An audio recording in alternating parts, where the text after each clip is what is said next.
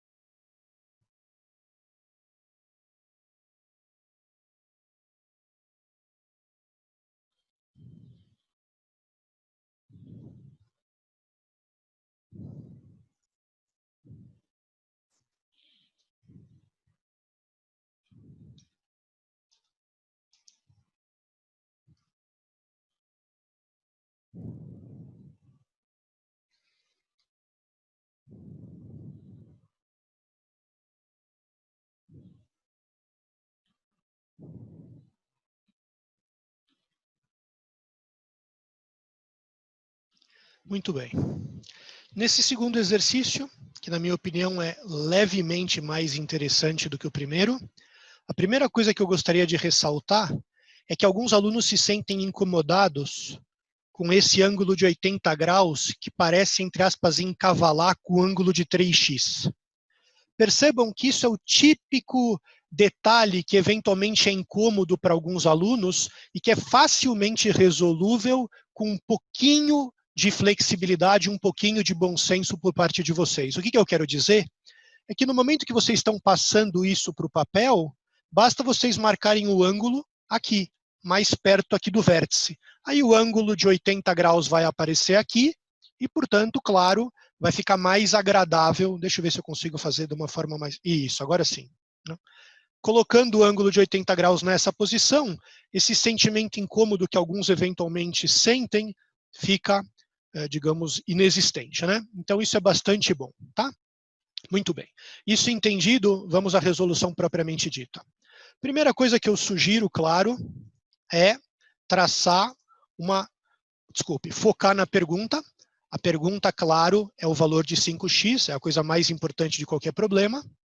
E agora sim, vamos tentar conectar os dados com o que é perguntado. Primeira coisa, eu sei que esse ângulo é oposto pelo vértice a esse e, portanto, claro que ele vale 60 graus. E para poder usar os demais dados, uma técnica muito comum é criar paralelas, quando você tem transversais em torno de paralelas, né?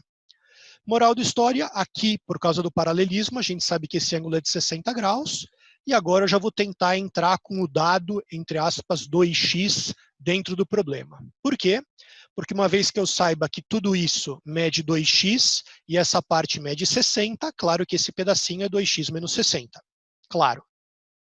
E agora, para conseguir conectar com outro dado do problema, que é o 80, eu vou traçar uma nova paralela, passando por esse vértice, e eu vou, por exemplo, ao invés de colocar o 2x menos 60 aqui, que é uma possibilidade, que eu deixo para vocês pensarem como, digamos, dever de casa, eu carrego o 3x aqui para baixo. É o mesmo tipo de raciocínio. Vou usar cada dado uma única vez. Uma vez sabendo que todo esse ângulo mede 80 e essa parte mede 3x, claro que o que sobra aqui é 80 menos 3x. E agora, finalmente, é muito fácil obter uma relação entre esse ângulo e esse, porque você tem aqui uma transversal e duas paralelas. Claro que 80 menos 3x é igual a 2x menos 60. E uma vez que 80 menos 3x é igual a 2x menos 60, eu posso, claro, somar 3x de ambos lados, ou simplesmente jogar o 3x para o lado de cá, e eu obtenho imediatamente o 5x que eu procuro, e colocando 60 para o lado de cá, ou seja, somando 60 dos dois lados, eu sei que o que eu procuro é 80 mais 60, e jogando na defensiva, isso significa 100 mais 40, ou seja, 140 graus, e chegamos na resposta procurada. Um exercício ainda bastante simples e que deveria ter tomado menos tempo do que 1 minuto e meio que eu ofereci para vocês. Ok? Muito bem. Aqui eu gostaria de contar a respeito de uma solução mais, digamos, eficiente. Ainda que eu vou ser sincero com vocês, por mais que isso impressione um pouco, a verdade é que o valor agregado disso é muito baixo. E eu digo por quê. É raro vocês terem um problema em que vocês possam utilizar isso. E mais do que isso, mesmo que vocês possam utilizar isso, o tempo que vocês vão, digamos, economizar, se vocês estiverem preparados para implementar a solução que eu acabei de mostrar, digamos, é muito pequeno o benefício. Mas, como eu gosto de dizer, né, tem alguns que gostam desses artifícios, acham que isso é significativo, então eu não vou deixar de comentar. O atalho, né, essa técnica, ela acontece quando vocês têm transversais entre paralelas, que é o caso desse problema, né? Aqui estão as transversais e aqui estão as paralelas. Percebam que eu destaquei a parte das transversais que estão entre as paralelas. Uma vez que essas partes ficam assim em destaque, o que é sempre verdade, e isso é fácil de provar exatamente a partir do argumento que eu mostrei, ou seja, criando essas paralelas, é que a soma dos ângulos do lado esquerdo sempre bate com a soma dos ângulos do lado direito. Em outras palavras, esse ângulo de 3x, que é um ângulo que está do lado esquerdo, mais esse outro ângulo 2x, que é o outro ângulo que está do lado esquerdo, eles batem com a soma dos ângulos do lado direito, que são 80 mais 60. Portanto, é verdade imediatamente que 2x mais 3x é igual a 80 mais 60, e curiosamente é exatamente isso que o examinador pediu, ou seja, 5x deu 140 graus. Eu peço 20 segundos do tempo de vocês só para desligar o meu celular. Fiquem, por favor, ao vivo, eu já estou voltando. Obrigado.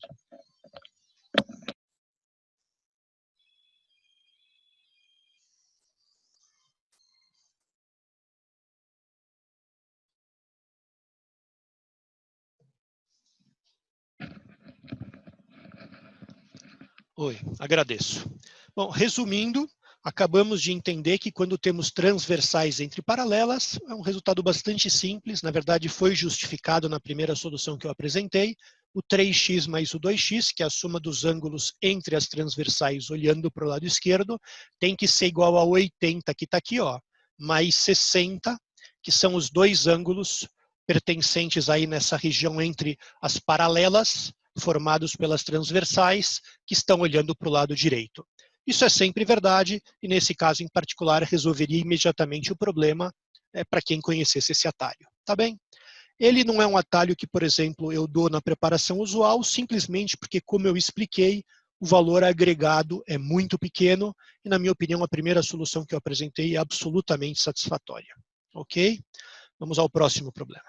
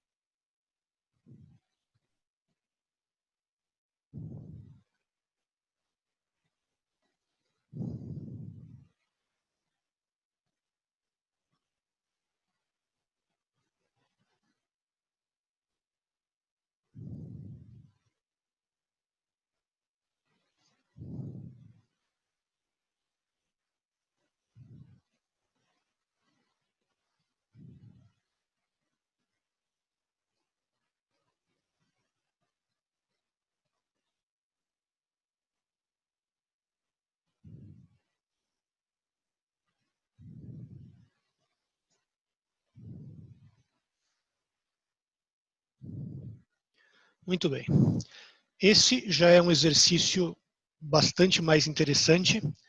Ele é bastante GMAT-like, no sentido de que ele exige do candidato uma visão já mais fora da caixinha, né? Não são dispositivos práticos. E a partir de agora, que na minha modesta opinião, o método começa a fazer diferença. Tem uma frase famosa do Warren Buffett, eu brinco, né, com os meus alunos dizendo que certamente ele estava pensando no GMAT quando ele falou isso, que é a seguinte: você sabe quem está nadando pelado quando a maré baixa. A versão, né, do GMAT associada a isso, que eu gosto de mencionar, é que à medida que os exercícios vão ficando mais difíceis e a natureza adaptativa do exame vai promover isso, o método que você sabe, o método que você estudou, as formas como você resolve problemas vão fazendo diferença. Porque nos exercícios mais simples é quando a maré está alta. E quando a maré está alta, dá para resolver de formas mais ou menos eficientes e, inclusive, dá para resolver. Quando, na verdade, quando as coisas começam a engrossar, muitas vezes os dispositivos práticos, né, os agilizadores, eles simplesmente são insatisfatórios. Aqui a gente já vai começar a vislumbrar um pouco do que eu quero dizer. Então, o que diz o problema, né? A Luísa vai jogar dardos, ela joga 6 dardos e todos eles encontram esse alvo. A pergunta é quais desses números poderiam ser possíveis pontuações que ela obteve. Vejam, vocês podem tentar obter o 4, 17, o 28 e etc. Mas se você não tem muita habilidade numérica, isso pode ser bastante custoso. Mais do que isso pode ser, digamos, uma má decisão, mesmo que você tenha facilidade. E eu digo por quê. Porque, eventualmente, alguns desses números não são alcançáveis. Portanto, você pode ficar tentando e você nunca conseguiria obtê-los. Portanto, simplesmente trial and error é uma coisa que eu recomendo fortemente que você não faça. Tá bom, Fábio. E o que você sugere? Vamos seguir o método. A primeira coisa é vamos colocar o foco. Qual é possíveis somas que a Luísa poderia obter?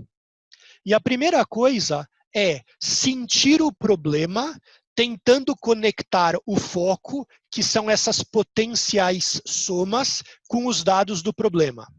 E quais são os dados do problema? Um dado que fica um pouco despercebido é que ela jogou 6 dardos e todos eles encontraram esse alvo. Então, a primeira coisa que eu me pergunto é, será que é possível, por exemplo, atingir o valor 4? Vou tentar conectar o foco, que são esses números, com os dados. E por que justo 4? Porque como ele é o número mais baixo, talvez ele é o mais simples de ser, entre aspas, compreendido. E é óbvio que é impossível atingir o valor 4. Por quê? Porque como ela vai jogar 6 dardos, e os 6 vão encontrar o alvo, o mínimo valor que ela vai obter é 6. E isso se ela atingir todos os dardos na faixa 1. Portanto, eu tenho certeza que o valor 4 não pode ser atingido. E uma vez que eu já comecei bem, eu chamo de uma boa entrada, eu entrei bem no exercício, isso significa que eu já posso explorar alguma simetria. Qual seria ela? A resposta é, vamos ver qual é o valor máximo que eu obtenho. Por quê? Porque uma vez que eu descobri o valor mínimo, agora é interessante eu descobrir o valor máximo. E claro que o máximo seria 6 vezes 9, porque quando ela obtém 6 dardos digamos, no alvo principal. Moral da história, uma vez que o máximo que ela poderia obter é 54, é certo que o 56 está fora. E agora, o aluno que está bem encaminhado, que está levando bem o problema, precisa parar e ver se ele consegue tirar mais alguma informação do exercício. Em outras palavras, será que tem mais alguma propriedade que, digamos, a soma, que é o meu foco, precisa ter para que eu possa eventualmente descartar algumas dessas possibilidades adicionalmente? E por que isso é necessário? Porque como eu tenho, vejam, 6 números e eu descartei só 2, eu ainda posso ter o quê? Algumas dessas possibilidades viáveis. Né? Então, eu ainda não consegui ficar com uma só. Então, eu ainda tenho que continuar pensando. E a resposta é, tem uma propriedade relevante.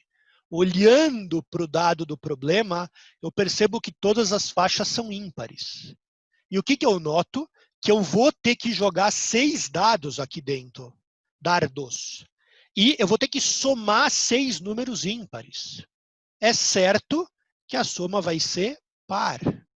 Moral da história, é impossível que eu obtenha o 17, o 29 e o 31. Portanto, agora eu estou com uma única possibilidade, que é o 28. Vejam, talvez fosse impossível eu obter o 28, mas olhando para as alternativas, que é uma forma de respeitar a tríade vencedora, que é foco, dados e alternativas, eu percebo que eu não preciso achar uma forma de gerar o 28. Que o 28 é possível de ser obtido a partir de uma soma de 6 parcelas, cada uma delas, digamos, igual a uma dessas faixas, é garantido pelo examinador. Moral da história, eu tenho certeza que a resposta correta é A, e eu não vou tentar descobrir como o 28 seria gerado de pelo menos uma maneira a partir de 6 parcelas, cada uma delas iguais a 1, 3, 5, 7 ou 9, porque isso estaria fora do nosso propósito, estaria fora do nosso foco e estaria violando as leis do método, que é conectar os dados com o foco, não se esquecendo de se orientar pelas alternativas. Muito bem. Isso posto, vou dar tempo para vocês pensarem no próximo problema.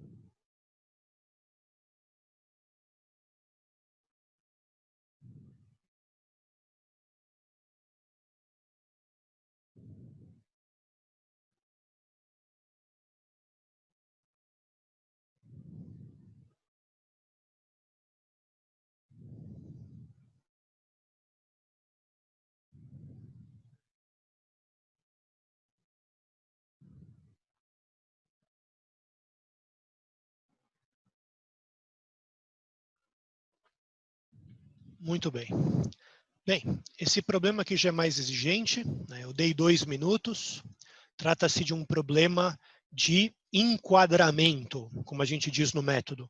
Ou seja, é estimar um intervalo no qual uma determinada expressão se encontra. Fábio, como é que você sabe que é isso que o problema quer? A resposta é, porque usando o método, eu tenho que me preocupar com o foco e uma das coisas importantes é observar o formato das alternativas.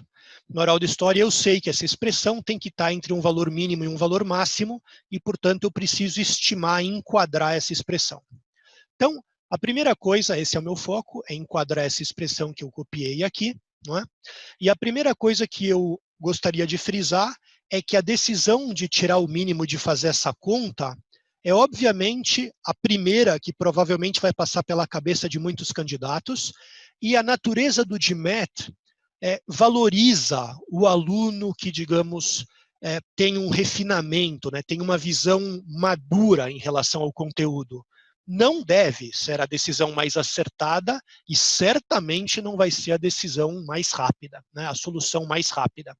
E nem tão segura, porque a chance de você errar cálculos no meio do caminho aumenta. Portanto, será que eu consigo descobrir alguma propriedade que consiga conectar o dado do problema, que no fundo está associado aos extremos que aparecem, digamos, nas alternativas, e o foco, que é a expressão propriamente dita? Comecemos com a primeira e talvez mais fundamental pergunta. Será que eu consigo controlar, por exemplo, o sinal disso, para talvez já saber que eu estou com um número negativo, ou já saber que eu estou com um número positivo, ou eventualmente zero? E a resposta a isso é fácil. Por quê? Porque se você olhar para essas parcelas, não é difícil você notar que 2/3 é mais do que 0,5, porque 0,5 seria 1,5 sobre 3. Então, isso é maior do que isso, e, portanto, essa parte do que me interessa, do meu foco, é positiva. E o mesmo raciocínio vale para os outros pares. O que eu quero dizer? 4/5 está mais próximo de 1 do que 3/4. Portanto, 4/5 é maior. Pensa num bolo em que você divide em 5 partes e pega 4. Você está mais próximo da totalidade do bolo do que se você dividisse o mesmo bolo por 4 e pegasse 3 partes. Se para você isso não é evidente, me permita fazer um desenho que talvez te ajude a notar o que eu quis dizer, tá bom? Deixa eu ver aqui onde tem para eu poder fazer algumas aqui. Se a gente pegar, por exemplo, esse bolo e pegar esse bolo, o mesmo bolo, quase o mesmo, né? Tá bom. E eu vou fatiá-los. Em outras palavras, eu vou dividir o primeiro bolo em 4 partes iguais e vou ficar com 3 delas. E o mesmo bolo, agora eu vou dividir em 5 partes iguais. Não ficou nada bom, né? Mas eu acho que vocês entenderam o que eu quis dizer. 4 partes iguais em 5 é mais do que 3 partes iguais em 4, né? Eu quis dizer, desculpe, 4 partes em 5 partes iguais é mais do que 3 em 4 partes iguais do mesmo todo. Aqui, claro que é o mesmo todo. Moral da história, então deve ser razoável vocês acreditarem e entenderem que 4/5 é maior do que 3/4. E por exatamente o mesmo raciocínio, 6/7 é maior do que 5/6. Portanto, eu tenho 3 parcelas que totalizam o meu foco positivas. Isso é suficiente para eu descartar as alternativas que enquadram o X em valores, digamos, negativos, né, nos dois casos. E agora? Agora eu tenho que fazer um refinamento um pouco mais nobre, né? Essa é a beleza dos problemas já de um nível médio-alto no GMAT. É que uma boa ideia costuma vingar, mas muitas vezes não imediatamente. Portanto, o que eu vou fazer agora? Eu vou tentar tirar um pouco mais de informação a respeito do que eu tenho, ou desculpe, do que eu quero. O que eu sei sobre 2/3 menos meio? Fazendo essa conta que é muito simples, ela vale 4/6 menos 3/6. Portanto, ela vale 1/6, que é um número bastante pequeno e muito fácil de ser obtido. E curioso que as outras parcelas também são facilmente obtíveis. E é a facilidade de obtê-las que talvez seja o maior indicador de que o caminho é excelente. Eu repito, dentro do GMAT, o examinador te dá dicas para que você saiba que você está tomando boas decisões. Como eu gosto de dizer, no GMAT você tem o examinador o tempo inteiro conversando com você. Só que você não pode ser surdo, surda, certo? É essa maturidade que você, na minha opinião, precisa desenvolver. Uma vez que eu tenha percebido exatamente quanto vale cada uma das partes que compõem o meu foco, é evidente que é muito simples eu perceber que o que eu quero nada mais é do que 1/6 mais 1/20 mais 1/42. E esse número é bastante pequeno. Fábio, o que você quer dizer com bastante? Essa é uma pergunta excelente. Ele é suficientemente pequeno para que eu tenha a tranquilidade de escolher a alternativa correta. Por quê? Porque, em particular, 1/6 mais 1/20 mais 1/42 é menos do que 1/6 mais 1/6 mais 1/6. Porque 1/20 é menos do que 1/6. E 1/42 também. Tá, e por que você justo escolheu o 1/6? A resposta é porque eu percebi que 3 parcelas iguais a 1/6 seriam iguais a meio. E o meio é uma dica do examinador presente em pelo menos 2 alternativas. Claro, entre as sobreviventes. Moral da história, eu acabei de descobrir que o que eu procuro é um número positivo e menor do que meio. Portanto, o meu enquadramento é absolutamente satisfatório para os meus propósitos e eu tenho a garantia de que a resposta correta é C. Aqui, de vez em quando, alguns alunos me perguntam, tá bom, Fábio, mas e se eu precisasse de uma aproximação melhor? Vejam, tudo é um jogo entre o que você quer, as alternativas que o examinador oferece e as ferramentas que você tem disponível. O GMAT é suficientemente elegante para não querer que você faça coisas, digamos, fora de propósito, porque a restrição de tempo é muito severa e porque o examinador sabe que uma pessoa que procedeu, por exemplo, da forma como eu sugiro, ela já merece receber aquela questão. Em outras palavras, vocês precisam ter ferramentas que ajudem vocês a tomar boas decisões dentro de uma realidade que é aquela que o examinador traz para você. E a preparação que vocês têm, seja comigo, ou seja com outros professores, outros cursos, nacionais ou internacionais, deve dar a vocês essa medida. O quão refinados vocês precisam ser para atacar os problemas que o GMAT vai pedir para vocês, mesmo quando vocês estiverem já em questões de um nível bastante alto.